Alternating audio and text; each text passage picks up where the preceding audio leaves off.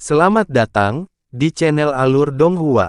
Sebelum menonton, silahkan subscribe, biar Mimin tambah semangat update-nya. Cahaya hitam menyala, dan sosok berjubah hitam muncul di depan mereka berlima.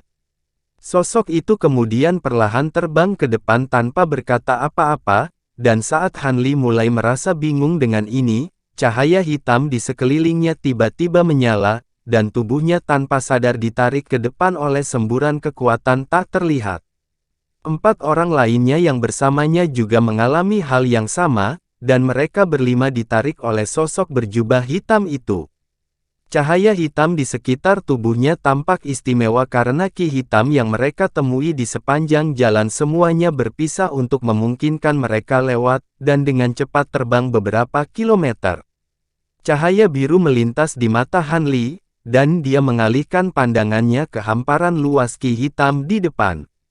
Dia bisa merasakan bahwa ada makhluk besar yang bersembunyi di dalam ki hitam, dan auranya memiliki sifat yang sama dengan binatang iblis sebelumnya, tapi itu berkali-kali lebih kuat, sampai-sampai dia merasa sangat terancam. Namun, ki hitam ini cukup dalam, dan bahkan dengan kemampuan mata rohnya, dia hanya mampu melihat garis besar binatang pegunungan yang tampaknya adalah ular piton raksasa. 4 orang lainnya juga merasakan binatang yang tangguh itu, dan mereka semua merasa sangat waspada ketika binatang itu perlahan mendekati. Tepat pada saat ini, utusan pembimbing tiba-tiba turun, membawa semua orang turun bersama sehingga menjauh dari binatang raksasa itu. Hati Hanli secara alami sedikit mereda, dan dia melirik binatang raksasa itu untuk terakhir kalinya sebelum tidak menghiraukannya lagi. Namun, ekspresi Hanli sedikit berubah lagi setelah beberapa saat. Pada titik ini, mereka telah dibawa ke bawah oleh utusan pemandu sejauh puluhan ribu kaki, dan mereka masih belum terlihat mendekati dasar. Jika bukan karena 4 orang lain di sekitarnya tidak menunjukkan reaksi apapun terhadap hal ini, dia akan dengan serius mempertimbangkan kembali apakah ide yang baik untuk terus mengikuti sosok berjubah hitam ini. Setelah turun lebih dari 100.000 kaki, ki hitam di sekitar mereka akhirnya menghilang, dan muncul dari lautan kabut hitam ke dunia biru yang aneh. Ada cahaya biru samar di mana-mana, menerangi semua bangunan dan pepohonan hitam yang menyerupai pilar batu besar di bawah. Cahaya biru ini memancar dari selusin atau lebih bola cahaya biru besar yang berkilauan yang menggantung di udara.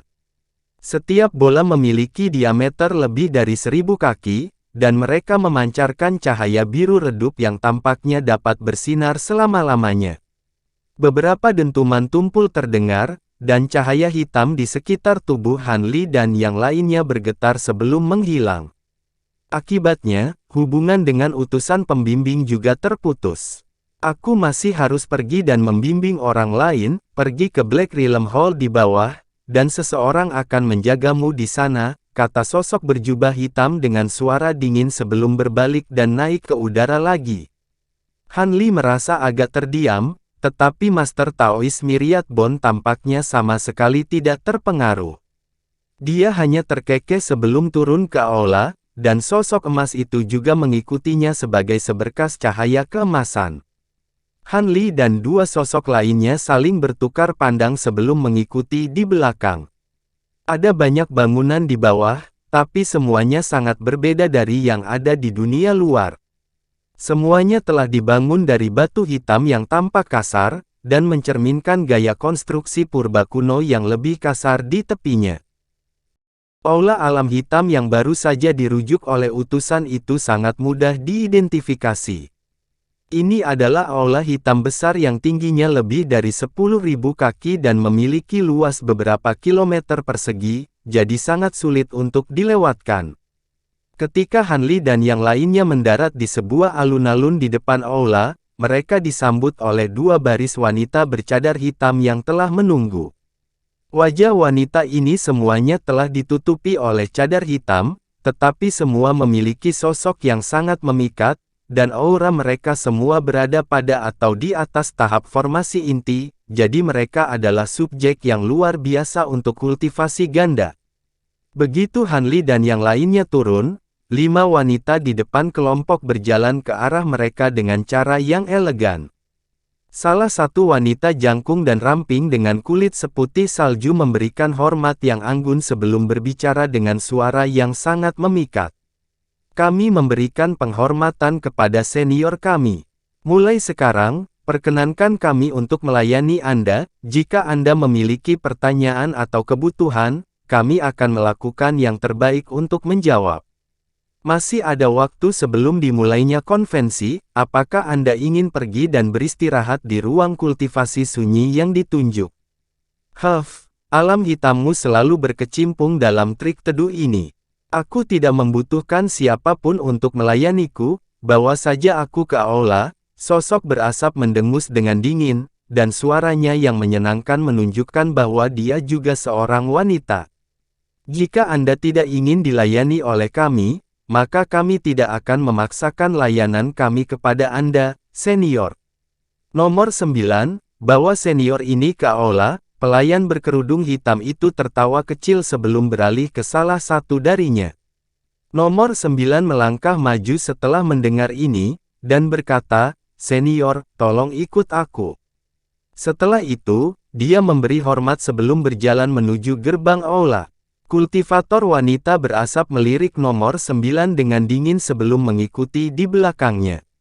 "Hehe, aku juga tidak butuh istirahat, bawa aku ke aula juga." Sosok humanoid yang diselimuti cahaya hijau juga berkata sambil tersenyum. Menilai dari suaranya, ini sepertinya pria tua. Pelayan bercadar hitam setuju sambil tersenyum, dan memerintahkan wanita lain untuk membawanya ke aula.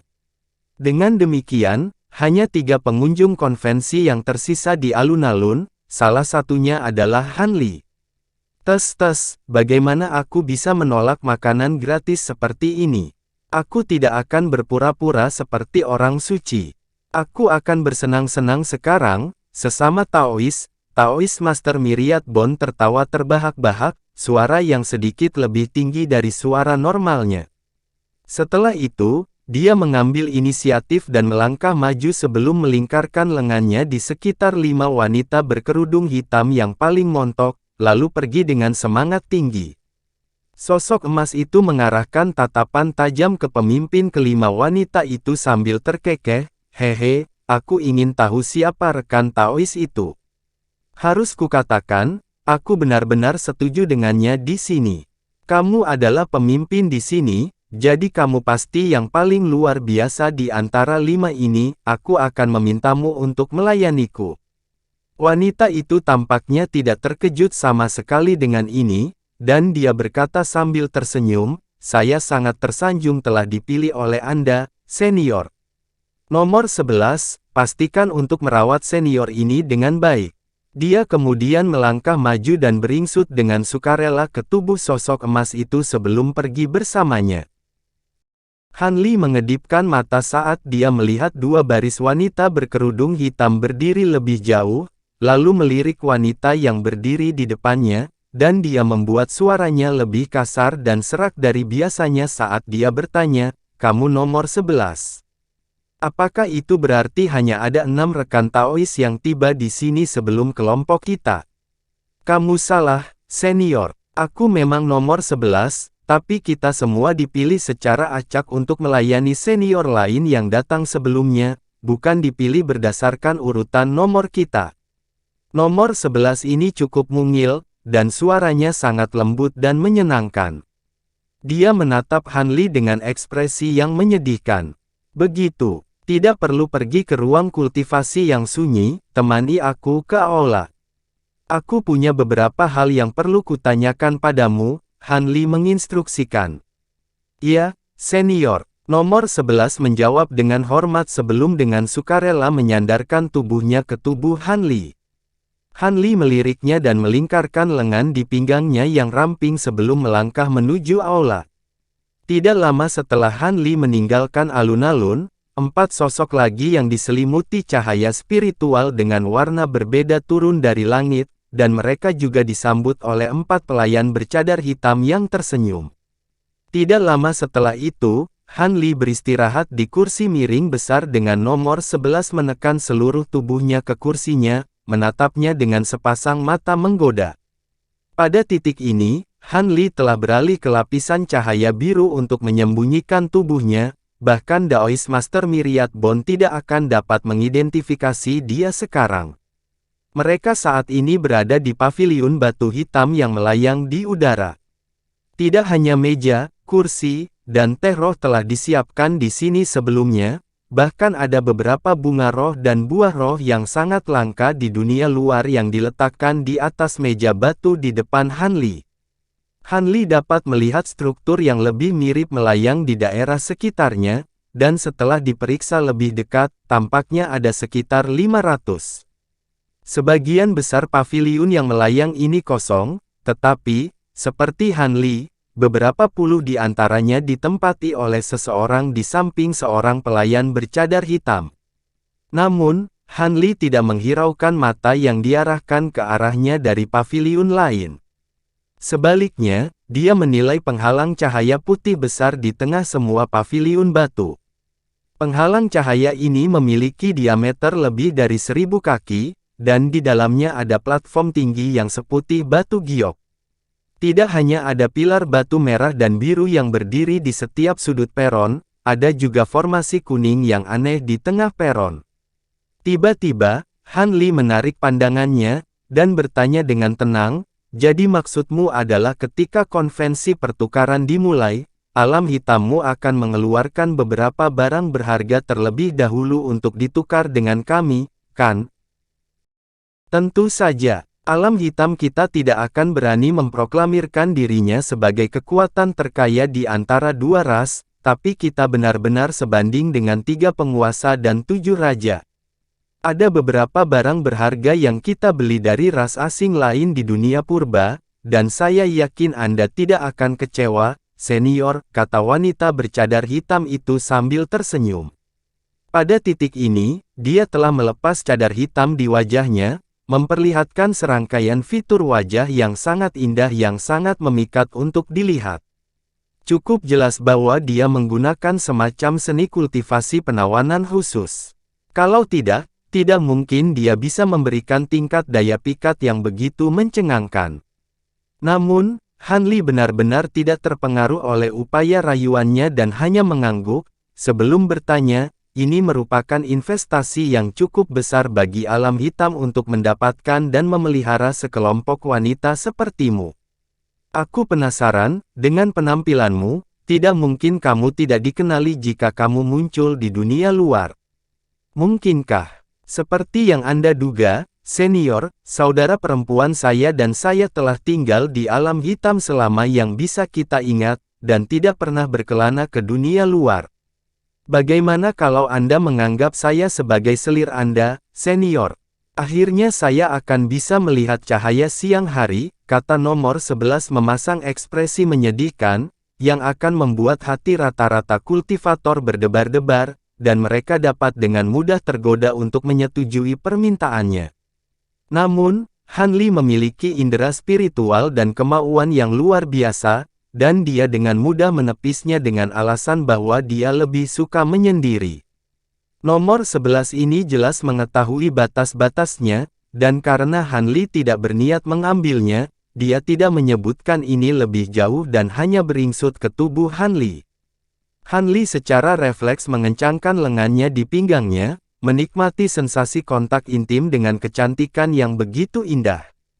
Setelah itu, dia mengajukan beberapa pertanyaan lagi tentang konvensi pertukaran alam hitam, yang semuanya dijawab dengan sangat memuaskan, dan Han Li cukup senang dengan layanannya. Pada saat ini, semakin banyak orang mulai muncul di paviliun yang melayang di sekitarnya. Tiba-tiba, ledakan keras terdengar dari bawah, menyebabkan seluruh ruangan sedikit bergetar. Ekspresi Han Li sedikit berubah setelah mendengar ini, dan cahaya biru melintas di matanya saat tatapannya langsung menembus ruang gelap di depannya, membuatnya bisa melihat sumber keributan itu. Di pintu masuk aula di bawah, ada raksasa setinggi 100 kaki yang diselimuti lapisan api yang menghanguskan. Ada seorang wanita berkerudung hitam di samping raksasa itu, menjelaskan sesuatu dengan sikap mendesak dan panik.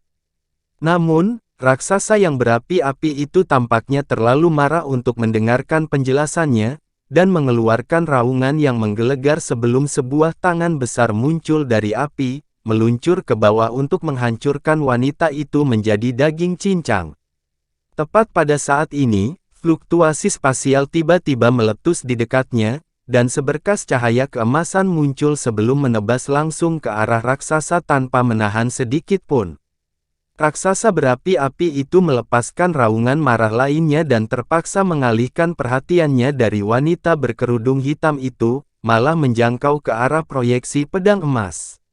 Dentang logam melengking terdengar saat api dan proyeksi pedang terjalin, dan raksasa itu terhuyung mundur beberapa langkah berturut-turut.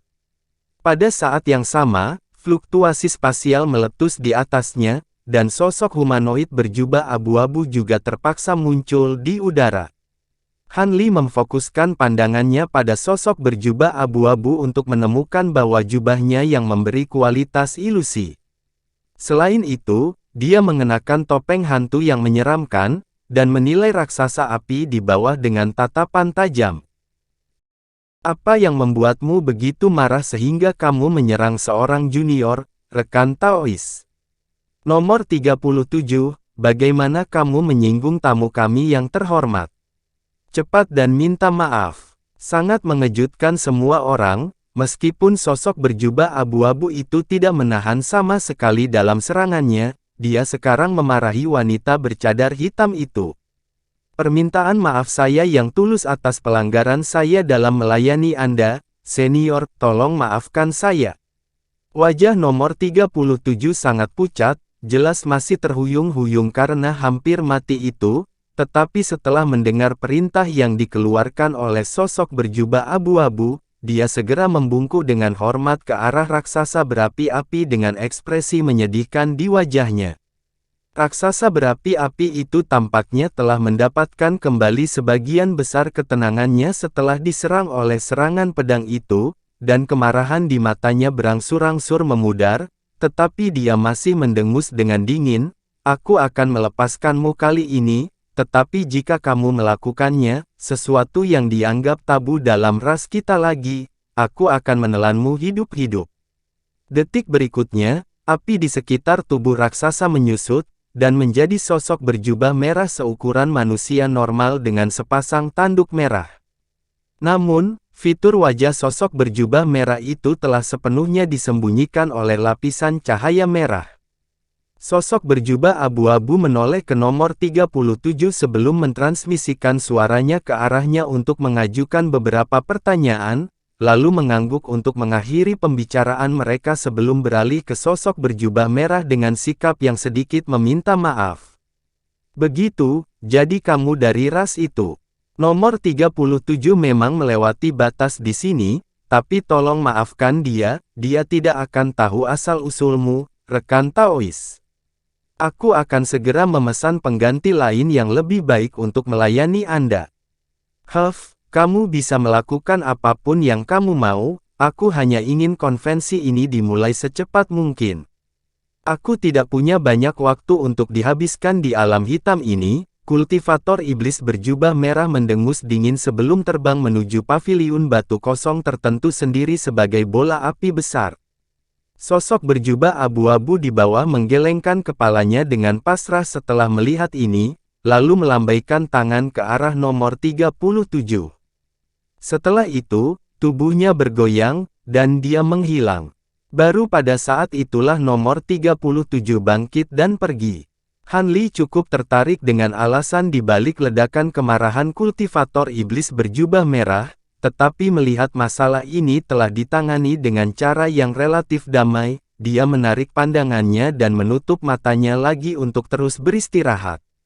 Sementara itu, nomor 11 berdiri sebelum diam-diam berjalan di belakangnya sebelum menggunakan tangannya yang halus untuk memijat bahunya dengan lembut, melayaninya seperti yang dilakukan oleh pelayan manusia. Dengan tubuh Han Li yang sangat kuat, dia secara alami tidak memerlukan layanan seperti itu untuk menghilangkan rasa lelah, tetapi masih merupakan pengalaman yang menyenangkan untuk menerima pijatan lembut ini sambil menghirup aroma harum yang keluar dari tubuhnya. Dia berbaring diam di kursinya, dan sepertinya dia benar-benar tertidur. Dengan demikian, waktu perlahan berlalu, dan semakin banyak paviliun batu yang terisi. Setelah sekitar 8 jam berlalu, hampir semua paviliun batu telah diisi.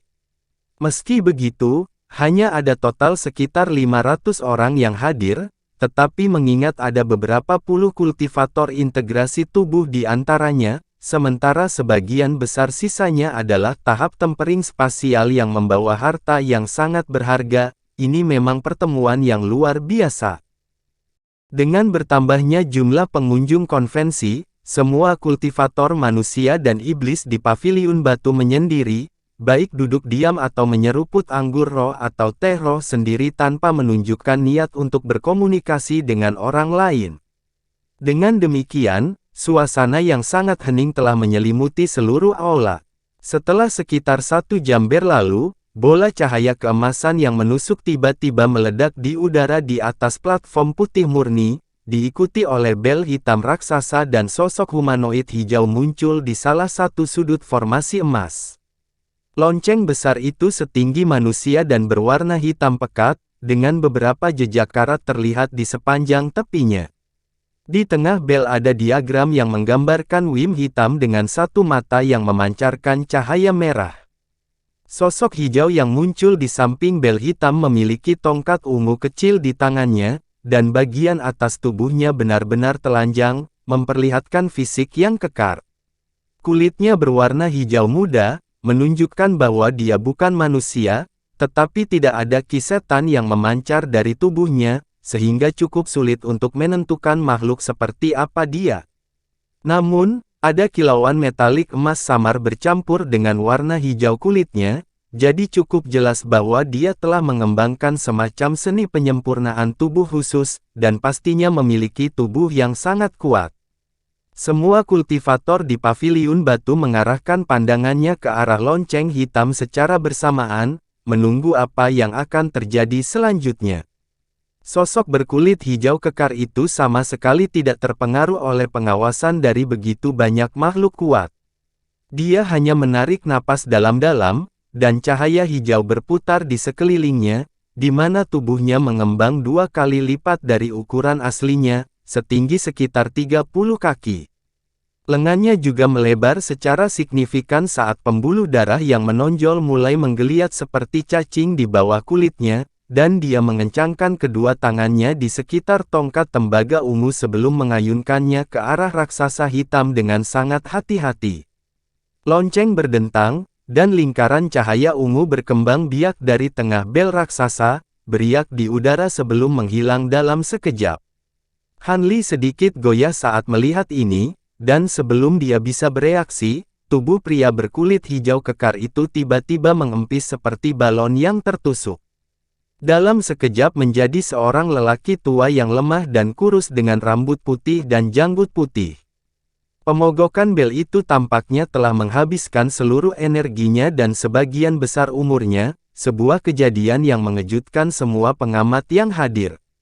Murid-murid Han Li juga berkontraksi saat melihat ini, tetapi bel berbunyi tadi cukup biasa dan sepertinya tidak istimewa sama sekali. Namun, di saat berikutnya, kekuatan spiritual di dalam tubuhnya tiba-tiba mulai bergolak, dan esensi darahnya juga mulai mengalir beberapa kali dari kecepatan normalnya sebelum menjadi sangat panas di dalam tubuhnya. Han Li cukup khawatir dengan ini, dan dia segera bangkit. Dia mengedarkan esensi sejatinya yang kuat untuk secara paksa memadamkan reaksi fisik ini, dan hampir pada saat yang sama, dia menemukan bahwa kekuatan sihirnya tampaknya sedikit meningkat setelah mendengar lonceng itu berbunyi.